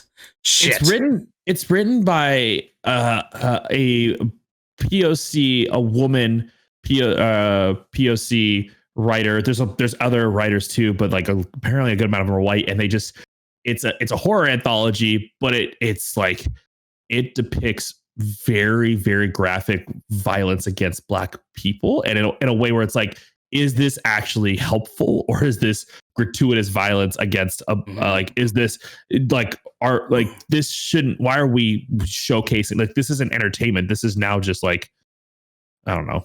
I've been seeing a lot of Black people speaking out and saying this is not it, like this isn't good. So it's that kind of a concept of like, what's the line between these stories need to be told and these things need to be showcased? How do we use something versus are you being gratuitous and like showcasing something just for people to like be shocked and awed and then like angry later? Which is kind of the line that I'm talking about when it comes to Euphoria, because it's like there are some remnants of some things that are very just like true to that life of being a teenager, because there's some things I see in the show that I'm like, yeah, I saw that sort of stuff when I was a kid. I saw that shit when I was 16, 17 years old. Fine, fair enough. But there's a few stories in it, like a few like B plots that are like very outlandish in a lot of different areas that I'm like, I almost don't feel like this small like group of kids should all be having these outrageous things happening to them simultaneously. And so it's like, it has some moments that it's like pretty fucking out there, but it is an interesting show because there are some themes of like general like things that happen in the show that I'm like, okay, like this is some stuff that I feel is more important for parents to understand actually happens with their kids. And so, and for teenagers to sort of relate to, Zendaya is fucking phenomenal in the show. If there's any reason to watch the show, it's her character, because she's sort of like, is the main character. She's the narrator, but she's also not particularly just the only main character, because it revolves around a group of kids that are sort of all like loosely know each other in one way or another. She's phenomenal. She makes the show definitely like worth watching. So be warned, there are some things that happen in the show that might make you a little bit uncomfortable. There's no like outrageous trigger warning rape scenes in the show. Thank God. There's nothing like that happens in the show. But there are some things that kind of get real close to that sort of, oh, this is uncomfortable sort of thing. So it is an interesting show. I definitely recommend some people watch it. Kind of a weird segue, but I think we can get into the third segment to talk a little bit about Outriders now. Let's brighten up this conversation a little, because I know that show's gonna hit a lot of people. So, fucking boys, Outriders, man, Outriders. Me and Devin are not anywhere even near as close to the end of this game as you are, Island, and we're fucking in love with it. We're in love with this damn game. Let's start with you, Island. What has, because you're so much further. I'm pretty sure you completed the campaign, didn't you? I am done with the campaign. You have the Expeditions version, right? Tell us a little bit about your experience with it since the game's come out. Yeah, so I was actually excited about Outriders from the beginning. When the demo came out, I played the demo. I grinded the demo for like 20 hours. I actually like beat the demo. I got to the end of the demo. I started 4 characters, got them all up to the level cap on the demo. I grinded legendaries on my Trickster account. Like enjoyed the hell out of it. I was like, I'm super excited for this game to fully come out. There were some things with the demo that we like all said like, hey, you know, the camera shake on the cutscenes was pretty bad and stuff like that, but we let the studio know what was going on there. I was actually blessed to be given a code by Square Enix to play the game when it came out. So shout out to Square Enix for basically kind of sponsoring me to play the game. And they gave me that code 20 minutes after I had just bought the game because I still wanted to play it on launch. And because I had already played the game, Steam wouldn't refund me. So Square Enix gave me permission to give the code away on stream. So that was pretty cool too. So that's awesome. I was able to get someone else on Enoch. But I think, and you know, from the launch of the game was a little rough, was a little rocky. We all know that. I think the people that got all pissy about it for the first weekend shouldn't. Like sucks. Get over it, because like the second the game was terrible. I don't know how much I love the idea that they have this game, which is mostly single player, not PvP, mostly single player, needing to be always online. That's kind of an unfortunate choice, but it's still a choice, and it's something that doesn't stop me from loving the game. I was enamored by the story. It's a lot of people talk about how like, oh, this game looks like Destiny. This game looks like Gears of War. This game, it took some of the best parts of a bunch of different games and innovated them so well that it became its own thing. Like Outriders is its own thing. Outriders is a game where I will compare other things to it now in the future, because it took these different, like the world tier system, the looter shooter, the third person cover shooting. Like it took them and made them so good that I'm like, this is kind of what I want to look at as being like my go-to. The gear, the modding system is incredible. The different gear, the way that you interact with the world. I have lots of initial thoughts. Love the game. Yeah. Awesome. Yeah. Devin, initial thoughts, go. Hit him with it. Yeah. I mean, to reiterate what Island just said, I love the game so far. The gameplay loop is awesome. I was really, really into Mass Effect 3 and Mass Effect 2, and it kind of has that similar combat style, you know, with the like in Mass Effect, you have the biotic abilities. I'm playing as a trickster, which is very similar to that because it's all space time type of moves. And you know, obviously people can fly. They did Gears of War Judgment and Bulletstorm, so a lot of that blended into that gameplay, no problem. Can we talk about the creature design and how freaking cool it is in that game? We've only ran into like 3 different creature types so far, and they all look sick. Yeah, they all look sick. And the environment. What you guys have told me of where you guys are at, the game gets so much better from where you're at right now. Let's go! I'm excited. The different biomes you guys go to, the different character design. There's some parts where it might feel like you're running to the same things over and over, just like a fresh coat of paint over top of the same kind of enemy. But sure, again, I think that the character design was really well done. Yeah, I enjoy it. My criticism so far in the game, and again, we're not that far at all, but some of the dialogue is cringe, and it's pretty hilarious. Yeah, I know I mentioned this when we were talking about it earlier this week, but it's like the dialogue is cringe, and there's a lot of story beats that feel like, God damn it, why are you saying it like this? But then the gameplay is just so remarkable. It's fantastic. I don't give a shit anymore. I don't give a shit about the dialogue. The dialogue just gives me a moment to like text my partner and like take a sip of my drink. You know, I'm just not even worried about the dialogue, because the story in this I don't think is like the main course. You know, the plots, sure, so far. At the risk of like ruining the plot. Yeah. Just trying to remember. So you got. So we just finished the first city. Mm-hmm. The story beat becomes one of the best parts of the game. Does it? Okay. Oh shit! Okay. All right. I don't want to ruin anything for anyone, but what I want I read a couple of reviews about the game that like talked about how the game is really good. The early part, especially in the first city. It feels like really kind of like antiquated shooter tropes and things like that. And you have some like kind of cringy dialogue, but then you take these characters that you kind of don't care about. They're kind of just feel like they're placeholder. Well, then they flesh them out really well throughout the course of the game. They introduce these things that you're like, I didn't see that coming. By the end, you don't actually know what you're not. I can tell you right now, you can't guess right now how the story is going to turn out. Like what the whole purpose of everything is. Like you'll find out, and it starts getting really interesting, and they start touching on they actually touch on some heavy topics by the end of it.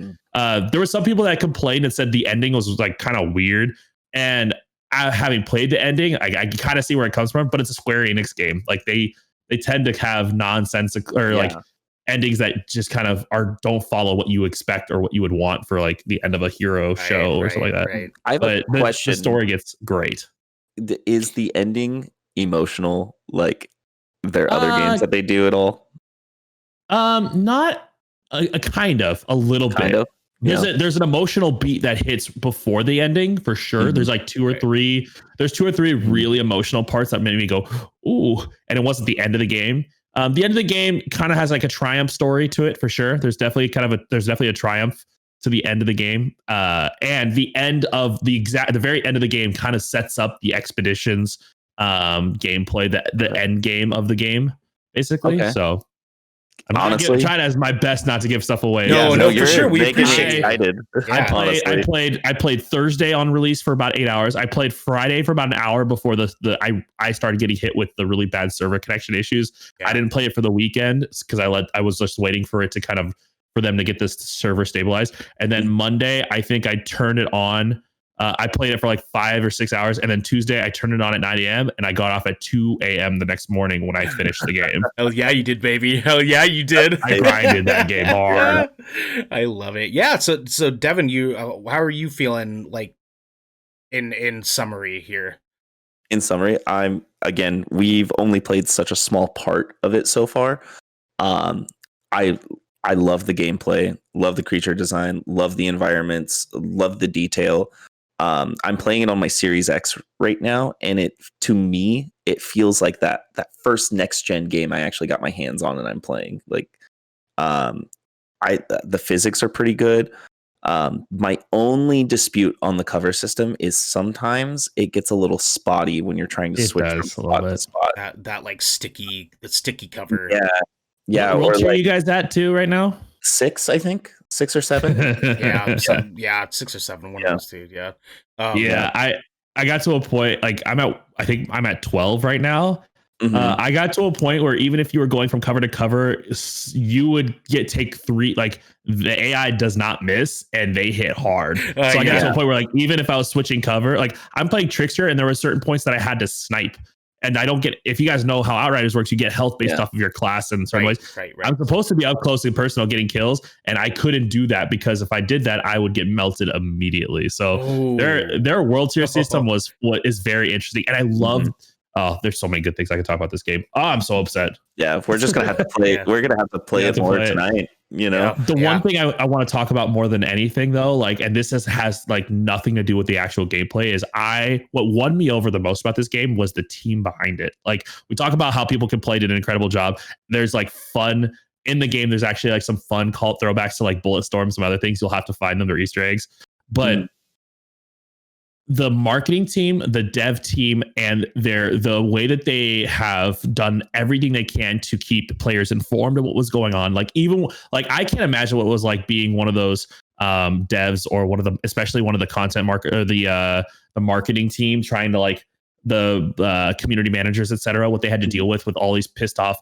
I had to mute the Discord channel because literally it was just everyone and their mama just berating the devs and marketers. Also, man, if you do that, fuck you. Like, sorry, excuse my language, but fuck you if you do that. Like, get over it.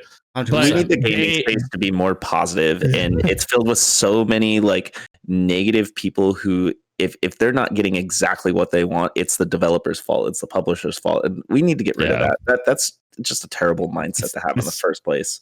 It's terrible, but what like I say, what won me over was the transparency that they had, how quickly they were moving on things, how often they were updating us, even when the update was, we're sorry it's not working, we're still working on it. Like, every 2 hours they would have some kind of update talking about like, this is what we found, we're working on this, we're working on this. They had a subreddit that they were continually watching of like bug updates and like, here's what we're fixing. They had a site dedicated to just like what's up and operational, and then when things were down, like what was it. Their team was showcased time and time again. They're dedicated to their game, to their community, and to their gamers. And I think the people that stuck around and gave them a shot are reaping the benefits of it. Like, they are already pushing out their first patch to make things balanced, to make things still feel good. They're still working. I know that their crossplay has been turned off for a little while, but it's now turned. The PS5 patch to fix crossplay with PC and PS4 was just pushed. I think Xbox is getting pushed right now or sometime today. I have been blown away by how well. I'm in love with a game where we don't hear a lot from the developers sometimes, and there are some parts that are really broken. And so to have a dev team that was so transparent and so upfront, they're actually like in their next patch, they're giving everyone a free legendary, a bunch of titanium and some stuff, and a new emote just to say, we're sorry for all the problems that we've had. You know, here's some free stuff in our game. Like, thank you for sticking with us. Like, that just goes we talked earlier about Sony and going above and beyond and being there for gamers and community and culture. That was what sold me on this whole experience. Yeah, I definitely agree to. Sorry, Devin. I'll pass it off to you here in a second. I definitely agree that that's probably my favorite part about this too, because the developers. Could you imagine being the social media manager for that team, like in the past week?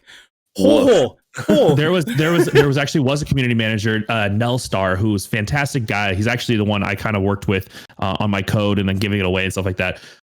There was a post he made that went viral. He's like, I'm literally crying. Everyone's stop getting in my DMs and berating me. You think I'm a marketing guy. I'm not a dev. I'm not the one making the game. I'm just trying to tell you what's going on. Right. And it just sparked this debate of like, stop treating devs and community managers terribly because things just don't work the first time. Like that, they don't deserve that type of harassment. And you have to understand, like, community managers are marketing people. They're not, then they're people. Like, would you fucking say that to their face? No, like, how the fuck no, they wouldn't. You would never say this shit in person, but you think you have this protection of being on Twitter or just berating someone over Discord. Like, fuck every one of those kids who are all like, oh, I want my refund. This game's not ready on day one launch. Shut up. Like, God, give them some grace. They launched this game for more people than they expect. Like, probably way more people. They launched it on PS4, PS5, Xbox One, Xbox Series X, Steam. Like, they launched it on all these places at once. Like, they're trying. They're just trying. Hundreds of thousands of people trying to log in all at the same time. You don't think that they want their game to work? Like, you think that they're just like, work. I got your money, bitch. No, they're fucking terrified. They're probably pissed that this doesn't work. Yeah. I mean, it's video games is a nature of love. It's artwork from creators. Like, people are very passionate about this, and for those developers and those creators to be berated with such toxic mannerisms and just the things that they say, the threats, it's just kind of disgusting. And we really need to work as a community to make sure, like, if you know somebody who's like that, like, talk to them, like, call that shit out. Learn. Yeah, hell, call it out, dude. Don't be a fucking asshole. If your friend said the N-word, would you just let it slide? No, the fuck no. You fucking punch him in the face. Right. That shit's not. It's just not okay. And lead by example. Yeah. Also, like, try to develop a game yourself, you jackass, and tell I know like how easy it Making is. Games is hard. It should Probably be done. the hardest thing out there. Making games is incredibly hard, and people need to appreciate the transparency that people can fly and Square Enix is having over this. I mean, like CD Projekt Red, like, I bought Cyberpunk like the week it came out. There is still not a next gen patch that was supposed to come out. What, January, February is when it was supposed to come out originally, and like. They're working on different games. Yeah, they're working on Witcher 4, fucking apparently. What the hell is that? Like, we need to appreciate these developers that are, leading by a very good example. They're, they have communication with their communities. They put out great games for one. They're fixing all the issues. They're updating their patch notes constantly. And not everybody does that, and people just need to show more respect and also be a little patient. Like, things take time to work really well. When was the last time you guys played a game that on day one functioned perfectly? Back when they were discs and they didn't need DLC updating, PS2? Right? PS2, exactly. I don't know. Exactly. I've not played a game so long that I've gotten it the first night, started up the first night, and it was clean. Mm-hmm. Period. Even God of War was almost there, was almost perfect the first time I played, and then there was just a few glitches. That's fine, and that's not even a server-based game. Yeah, This is like a lot of these fucking nerds that go in here, these fucking nerds with their fucking nerd hair come in here and start treating developers like shit because they didn't get their multiplayer game to function completely the way they wanted to, so they can't play with their fucking friends tonight. Fuck these nerds, man. Yeah. These all those user profiles that are behind a SpongeBob meme for their profile picture too. I feel bad saying this because I have a lot of friends that actually do this, but I see a lot of people say like if their profile picture is an anime character, like you don't trust it. Like it's a crap. I love anime. anime. I love it. I love anime. Like if you can hide behind an avatar or the fucking one follower accounts with the gray profile picture because you know they just made another account to just berate people on. Yep, burner accounts. That shit's dangerous, man. Like the anime ones are like a 50-50 because I have a couple homeboys that use anime. I have a lot of homeboys. Yeah, a lot of them. It's like a 50-50 thing because half of them are just doing it because they love anime. The other half are doing it because they don't want people to see how much of a fucking nerd they are. You know what I mean? Nerd. It's God, man, it fucking sucks. But you're right. Like, People Can Fly handled this extremely well, and I remember tweeting out a tweet that like I think it was the first night or the second night of release, and I was just like, these guys are killing it. They're killing it with this transparency. Like they were working so hard to even give people workarounds for the things that they wanted to do, regardless of some of the malfunctions that they were having. Who the fuck does that? On Easter. I saw a community manager that literally there was a post that said, "I just watched my community manager go offline finally at 2 a.m. on Easter." Mm-hmm. Like these guys were working through the weekend. They were probably in panic rooms like for 36 hours straight, just downing coffee, Red Bull, and like trying to get things working. Like you have to just put yourself in their perspective and understand that like the devs are not out. It is not a devs against players fight. This we are all working to have a good experience on these games that they put 5 years into developing. Of course they want it to work. They're trying. You got to give them grace. Yeah, big time agree. Yep. And as an artist myself, like with music, when it's vastly different than creating video games, but we create these things to be passionate and to share what we love with other people, and people need to take that into account more so, and just show a little bit more respect, and enjoy the thing that somebody else created for you to enjoy. That's the whole point of it. They're making these games for us and also for themselves, of course. And it's just so gross the way that people have been berating them. And we saw it a lot with CD Projekt Red. We seen it with Bungie when D2 launched. That happened. We saw it with Anthem. I mean, the list can go on. Yeah. I mean, I'm hoping, someday they'll lighten the fuck up a little bit and people kind of start to come around to understanding, because just like you said, like as an artist, it's like if I painted a picture for somebody and they're like, this isn't what I fucking wanted, and I'm like, you didn't tell me what you fucking wanted, get out of here, like this is what I fucking gave you, get the fuck out of here. It sucks, but you know what, like People Can Fly have handled it surprisingly well. They've been handling it in stride. They've been taking on the chin and just moving forward, doing what they need to do to make this the best product that they possibly can. And honestly, they're nailing it. They fucking nailed it. The game isn't some like 10 out of 10, and it doesn't need to be. It doesn't need to be, because I think this game is just fun enough, just good enough for me to be like, yeah, this is exactly what I needed right now in the spring of pandemic year part 2. And because I'm super excited about the game just in general. It's a fun game, and I'm even gonna go as far to say that everyone needs to buy this fucking game, if not just to play the game and have fun with it, but to support this development team that have been working their ass off for this game, man. Let's be real here. Like, People Can Fly are not a huge development company. Like, they weren't some huge AAA development company. But they're giving us something that lands sort of just below that mark, and they're going into that. And I feel like what better way to try to get them into a position to give us more than buy this fucking game, y'all. I would argue that it is at that mark personally. I feel like AAA, I feel like it's up there. Again, I'm not that far into the game yet, but I love it. I think I was gonna say, I think Ernell, if you get farther into the game, your mind is gonna change on your rating, because I have it at a 9.5 out of 10. Ooh, and okay. with especially with the transparency, the patch that they're already going to be putting in, like the comments that they've made towards the future of this game and what they're planning on doing. Like even if they never added a PvP mode, I'm actually kind of happy about that. Like there's enough PvP mode games out there. Like if they continue adding good story beats, they continue fleshing out this world that they've created. I'll be more than happy to continue exploring it. Yeah.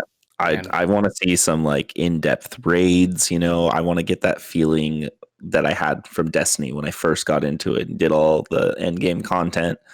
But for my review so far, I'd give it ongoing about around an 8 or a 9 personally.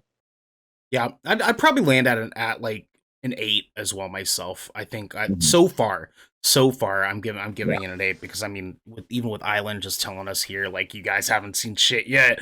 You know, it's my thing is like I always sort of I sort of like give my overall emotional investment into a game just based consistently on how often I'm thinking about the game.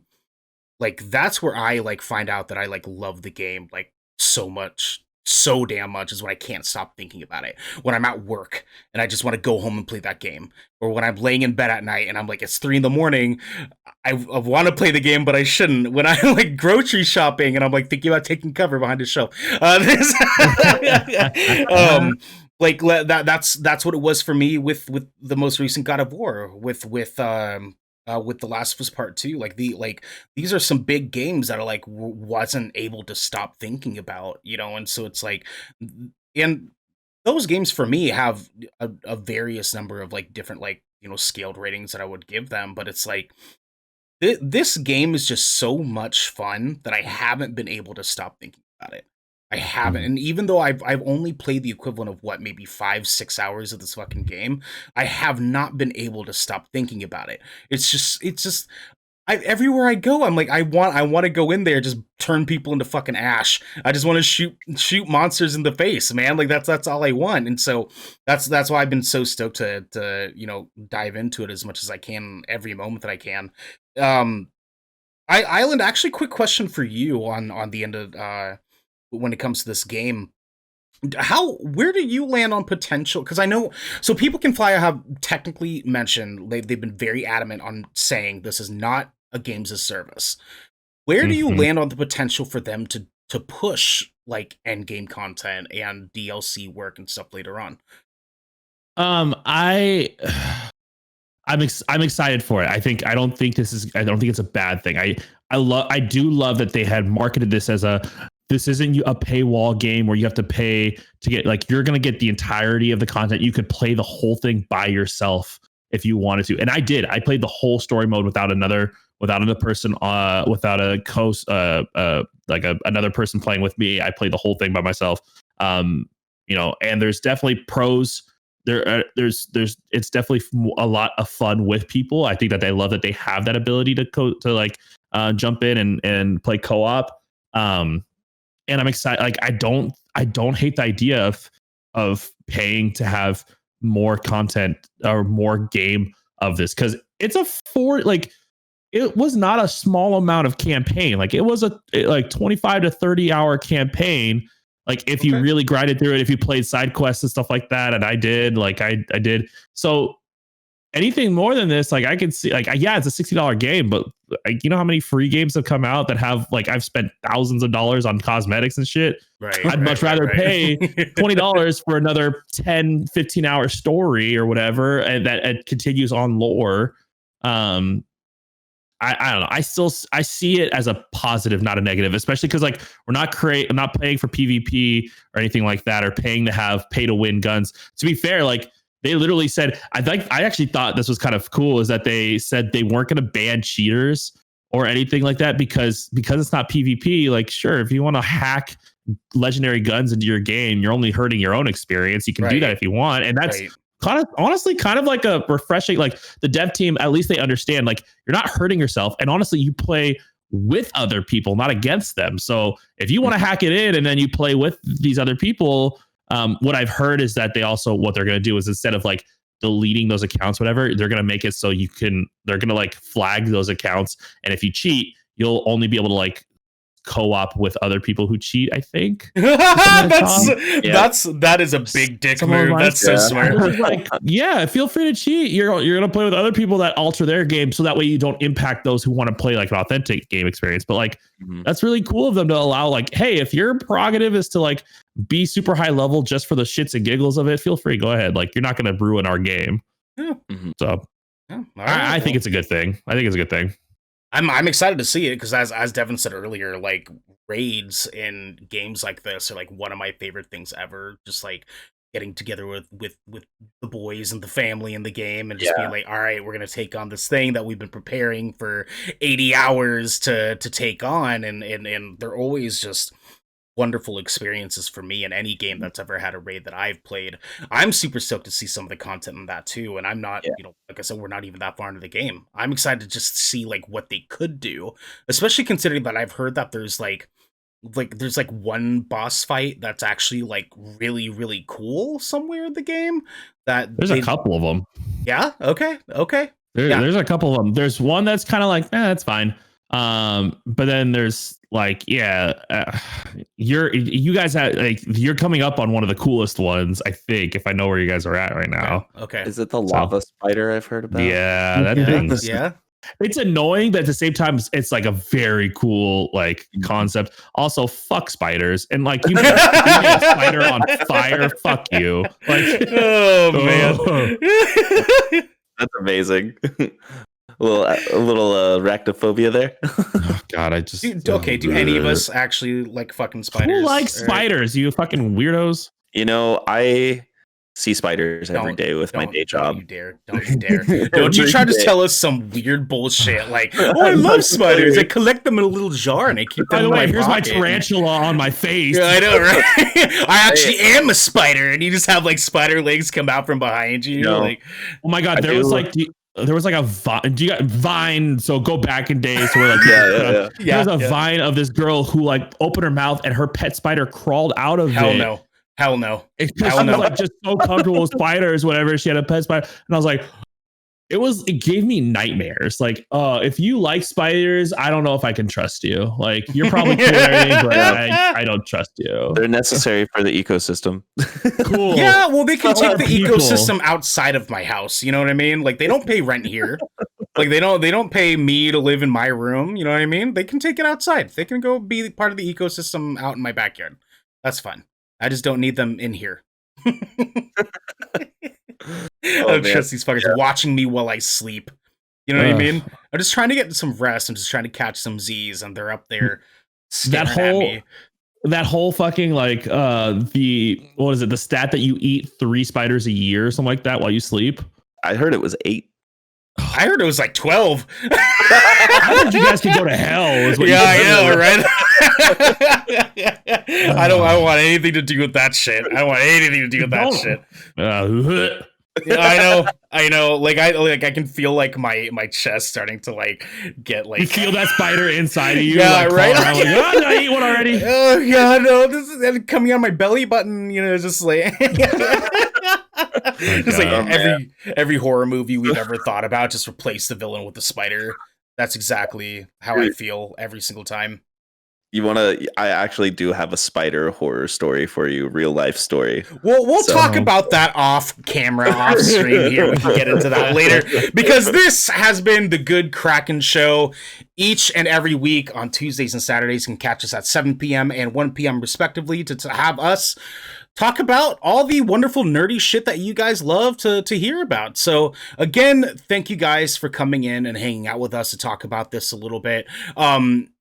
Island, thank you, dude, for joining us. It's always awesome having you on, man. It seriously is. Always. Yeah, for sure, man. And we're definitely going to be having you back. I know we're still talking about that show coming in May for us to talk a little bit about that island life some more. You know, it's going to be a fun time. And let's play some fucking Outriders. You know what I mean? I know you got some stuff you got to do for a little bit. We'll keep in touch. So everyone at home, go buy Outriders, please. Check out the information in the bio. Hit our links. Subscribe to Island. Give out as much love as you possibly can. It's been awesome to have you guys. And until next time, Go to fucking Enoch, buy that damn game. Go to Enoch, motherfucker. Go to fucking Enoch, buy